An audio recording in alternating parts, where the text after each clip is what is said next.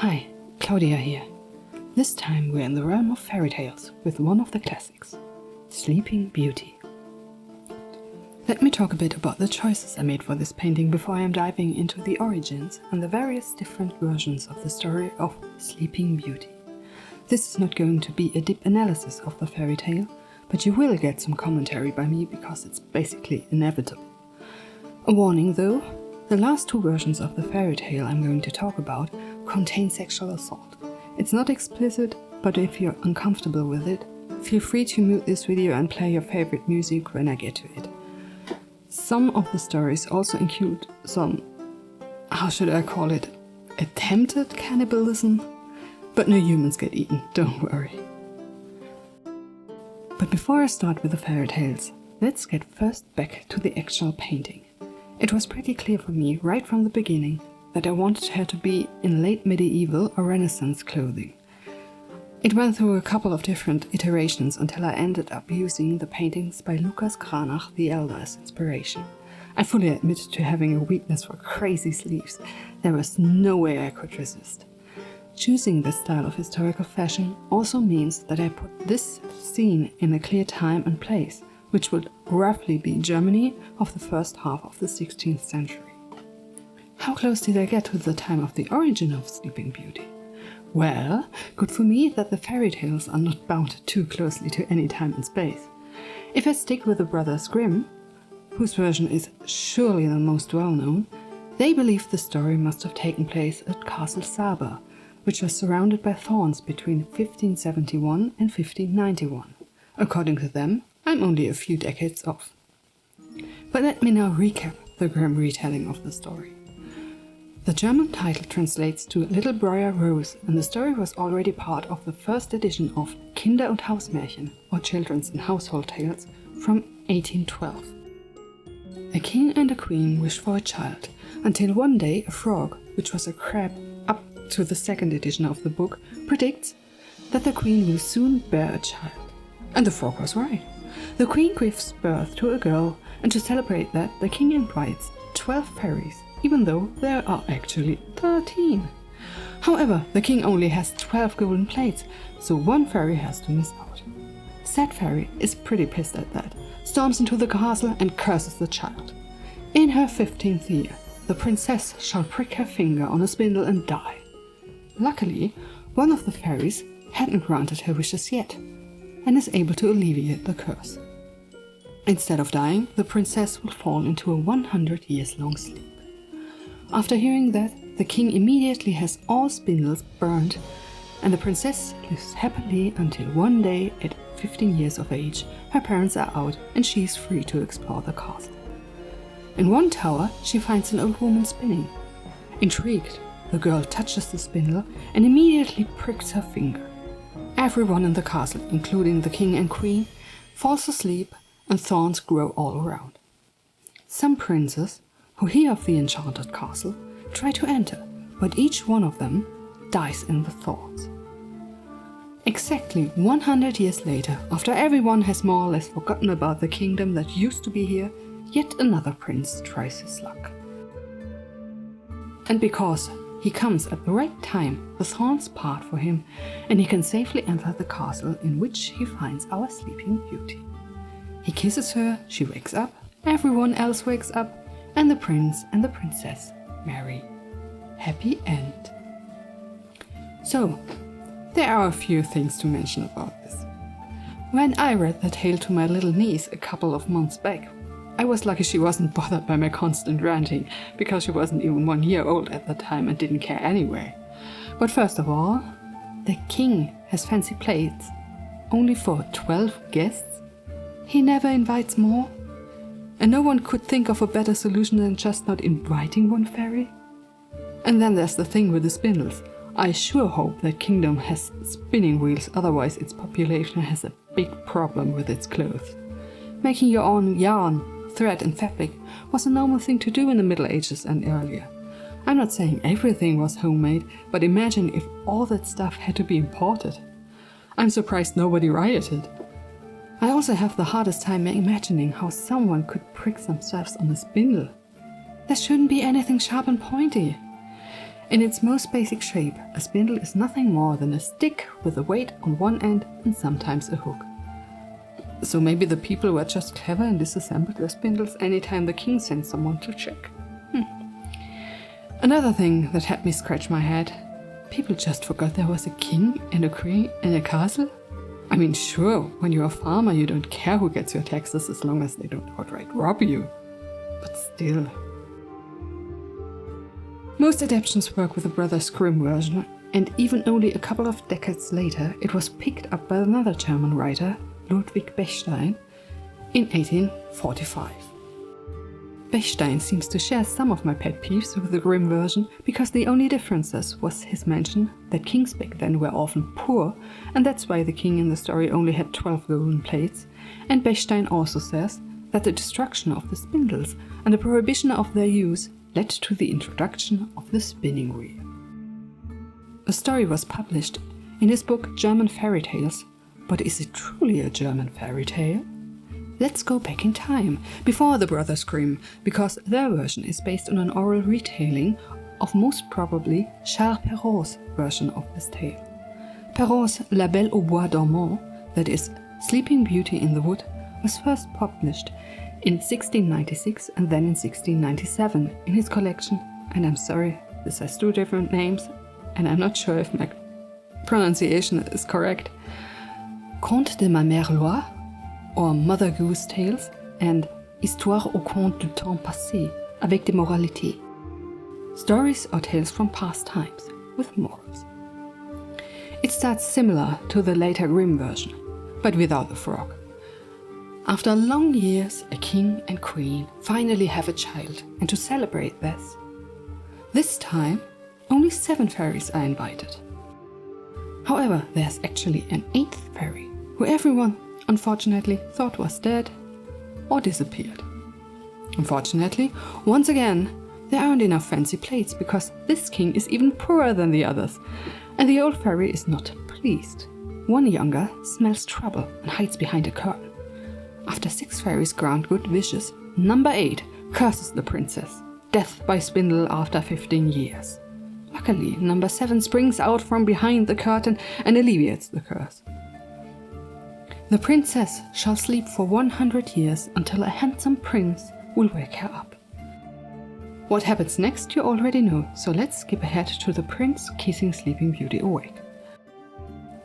After everyone wakes up, they marry right away, and here's where things take a different turn. Instead of living happily ever after, the prince returns home all by himself and tells his parents a story about getting lost on a hunt and meeting some charcoal burners he became friends with. He keeps up with this charade, traveling back and forth until his father dies 2 years later. After taking the throne, he announces his marriage to Awake Beauty and also brings along the 2 children they had in the meantime. Sometime later, the new king is off to fight in war, and his mother, who is, for whatever reason, evil, and hates her daughter-in-law, puts Awake Beauty and her children away in a remote cottage in the woods. She then decides that she wishes to eat first her grandchildren and then Awake Beauty herself. Luckily, the steward she orders to get them butchered and cooked has mercy with Awake Beauty and her children, so that he hides them with his wife and has other meats prepared for the evil mother-in-law. One day, as the evil old queen is on the prowl for more fresh meat, she hears Beauty's voice. She immediately gets mad at the poor steward, has everyone, including the steward's wife, brought out to the courtyard the next morning and wants to throw them into a barrel filled with frogs, vipers and other snakes and serpents. At that exact moment, the king returns, of course. Instead of facing justice, evil mom jumps into the barrel herself and dies. The end. Now, this took a weird turn of events. I'm trying to understand why the princess's mom hates non-sleeping Beauty so much, and the only sensible reason I can think of is because Beauty brings no political advantages with her. Yes, sure, she's a princess, but she's a princess of a kingdom that maybe ended 100 years ago, unless her parents decided to build a new castle to rule from. But they were already too poor to buy an 8th fancy plate, and no one remembers that kingdom anyways. So it makes sense? Still no reason to turn into a cannibal. Speaking of cannibals, let's go back only a few years from Perrault to Giambattista Basile, who published a story called Sole, Luna e Talia, that's Sun, Moon and Talia, in his work Pentamerone, in 1634-36. Here's where I need to give out the content warning I mentioned in the beginning of the video, so if you're uncomfortable hearing about sexual assault, feel free to skip this and the next story. This time, we are not dealing with a king and queen, but a rich nobleman who gathers all sages and fortune tellers for the birth of his daughter Talia. Finally, we have a name! Anyways, after much deliberation, they say that Talia will one day be in great danger because of her flax fibre. Upon hearing this, the father commands that no flax or hemp shall enter his palace. One day, however, an old woman passes the palace spinning thread. Young Talia sees this and is intrigued enough to invite the old woman into the palace. The moment Talia touches the spindle, she pricks her finger and a hemp fibre gets stuck. She falls down dead. Her father, distraught, puts her on a fancy chair and seals off the palace. Not long after, a king is hunting in the area, and one of his falcons flies into a window of the palace. In search of the bird, the king enters as well and finds the girl. He tries to unsuccessfully wake her up, and, enamored by her beauty, just sleeps with her and goes home afterwards. Talia, however, while still sleeping, bears 2 children, a girl and a boy. Fortunately, 2 unexplained fairies appear out of nowhere and help. They put the children to her breasts to feed, but one of them happens to suck on Talia's finger instead, and the cursed hemp fibre comes loose. Talia wakes up and is confused, but not overly bothered by the situation. In the meantime, the king finally remembers Talia, pretends to go on a hunt, and returns to the palace. He sees her and the children, he confesses his deed, and the 2 become friends. Instead of taking action immediately, he promises Talia to return to her later and bring her and the children to his home. Speaking of his home, there's a wife waiting for him who gets very suspicious after her husband keeps repeating Sun, Moon and Talia in his sleep. Sun and Moon are the names of the twins, by the way. The queen threatens the king's secretary to confess what her husband's been up to, upon which the queen sends the secretary to Talia, claiming that the king wants to see the children. Talia sends the children away, but the queen snatches them up before they can reach the king. Like the evil mother-in-law of Perrault's version, the queen also wants to cook the children, but this time to have them served to the king. The cook can't do such a terrible thing, and he hides the kids. During the meal, the queen drops some hints about the meat, but the king doesn't quite get it. Instead, he goes sulking in one of his country houses. Next, the queen summons Talia in the king's name, because she wants to throw her into a fire. Just to burn her, not to eat her. Talia begs the queen to let her get undressed first, and the queen grants her wish. With every piece of clothing shed, Talia cries out loudly. And as she is down to her last shirt, the king finally appears, remembering he has to rule a country, I guess, and demands an explanation. He throws both the queen and the secretary into the already burning fire. The cook then reveals that the kids are alive and gets promoted to steward. The king marries Talia. The end. Wow, what a lovely combination of both rape and adultery. And is it cannibalism if you don't know you're eating human meat? Anyways, I believe this is the story people refer to when they say, in the original version the prince doesn't just kiss her. Or is it? Yes, that's right. I have one more. The last version I want to talk about is from the Roman de Perceforest, or just Perceforest, I'm not sure, which describes the fictional origin of Great Britain, even though it was published in Paris in 1528. The original composition was written in French in the Netherlands between 1330 and 1345. However, the tale about the Sleeping Beauty was probably inspired by Catalonian stories. This story is constructed differently than the others, but I'm going to summarize it in a linear way to make everything consistent. Our protagonists this time are Zellandine, Princess of Zealand, and Troylus, knight from Royalville, Scotland. When Zellandine is born, 3 goddesses, Venus, Lucina and Themis, get invited. At the feast, Themis notices that she doesn't have a knife because it fell under the table and is pissed enough about it to curse poor Zellandine. Why is it always the baby instead of the parents who gets cursed? The curse we already know. Zellandine shall fall asleep because she will prick her finger while spinning and not wake up until that splinter is removed. Venus wants to help Zellandine, but can't do much about it at this point. As Zellandine grows up, she and Troylus become lovers. While Troylus is away adventuring, Zellandine meets up with her cousins to spin. She falls asleep after pricking her finger on flax and is put into a tower by her father. When Troylus hears of her plight, he is determined to save her and ends up in the temple of the 3 goddesses. Venus tells him, "Noble knight, do not lose heart. See if you are capable of such an accomplishment of prowess, and penetrate inside the tower, where the lady of noble appearance is sleeping as stiff as stone, and afterwards you could, through the opening, find the fruit where lies a remedy. The poor maid will be cured." Troylus has no idea what this is supposed to mean, but goes to the tower Zellandine is sleeping in anyway. As he arrives there, the tower turns out to be closed up and he can't enter. A mysterious messenger appears and tells Troylus to follow the urges of the goddess Venus. Troylus still doesn't get it and has no time to ponder as the messenger transports him into the tower and says he will come back at midnight. The young knight sees Zellandine sleeping naked and, because he at least tries to be decent, asks her of her permission to kiss her. She can't answer, of course, and after some hesitation, he kisses her. A lot. Nothing happens. Exasperated, Venus spells out for him what he's supposed to do. But he's not okay with it, because he has some decency in him. Venus, probably rolling her eyes to the back of her head, enchants him to make him horny. So he does what the goddess wants him to do and goes back and forth between feeling kind of bad to making excuses because he's just following the goddess's order. Before the messenger can take him away, he puts a ring on Zellandine's finger. 9 months later, the still sleeping Zellandine gives birth to a boy, who ends up sucking her finger instead of her breast. The flax fiber comes loose and Zellandine finally wakes up.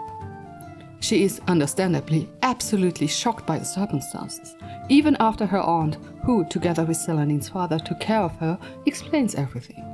And to make matters even worse for poor Zellandine, her son, Benwick, gets stolen by a half-woman, half-bird creature. He later becomes a famous knight, but I don't think that's much of a consolation for his mother. Zellandine notices the ring on her finger and connects it to Troylus. When they finally manage to meet again, they eventually marry. And with that ends my already too long summary of the different versions of Sleeping Beauty. Keep in mind that there are certainly more out there, and that some elements featured in the story also show up in older myths and legends. So how do you feel about these different iterations of the Sleeping Beauty? I find it interesting how bare bones the Grimm version is. Only the core elements, and not even all of them, were adapted. That makes it also the least problematic version, except for the part where the prince kisses the sleeping girl without her being able to give her consent, but it's also the most boring version. I personally find the writing style of the Brothers Grimm to be a bit bland in general. Like the fairy tales themselves, the writing doesn't have that many flourishes. I think I enjoyed reading the Perrault version the most. Sleeping Beauty even comes across as somewhat sassy. At least in the German translation that I read, she's all, "It's about time you showed up," to the prince. I have to say, Sun, Moon and Talia made me the most uncomfortable. The king is downright terrible, cheating on his wife by impregnating an unconscious and therefore helpless young woman, and then hiding away said young woman and her children. Either poor Talia is stuck in a situation she can't get out of because society would treat her, an unmarried mother, terribly and she has to rely on the king, or she's really weird and into all of this. The queen is not a saint either, but her reactions are, while not reasonable, at least understandable. There really is no good ending for her. She could either live the rest of her life in oblivion with a husband who may have no interest in her, or she gets set aside, maybe even killed, to make space for the new queen. Or she tries to get rid of her competition, but if she succeeds or fails, and the king traces everything back to her, at best the rift between those two deepens, at worst she's dead. And that's exactly what happens. A true lose-lose situation for her. The story of Zellandine and Troylus is slightly better, I guess. Maybe I should call it bad in a different way. I also couldn't help but notice all those fallacies in the curses. In the Brothers Grimm version, there's no mention of a prince or a kiss in the curse. If you take it literally, Sleeping Beauty would have woken up after 100 years all on her own. And similarly with Zellandine, all that was necessary was to remove the flax fiber. There was no need for Venus to come up with this totally convoluted plan that includes rape. Now you could accuse me of putting too much thought into all of this, but I'm not someone who accepts arguments the likes of, if you can't accept dragons, you can also accept X. And no, that's not how it works. If dragons, or in this case fairies and curses, are totally in line with the world building of that story, I'm fine with them. But I won't accept a king trying to ruin the economy of his kingdom by destroying every spindle in it. Although that bad business sense might be the reason he doesn't have enough money to buy more than 12 gold plates to begin with. I could seriously go on and on, but I need to get to an end here. Tell me what you think about Sleeping Beauty in all its versions. Which is your favorite? Is there an adaptation you are particularly fond of? I'm curious about your opinions. And with that, I hope you enjoyed this video. Until next time, bye!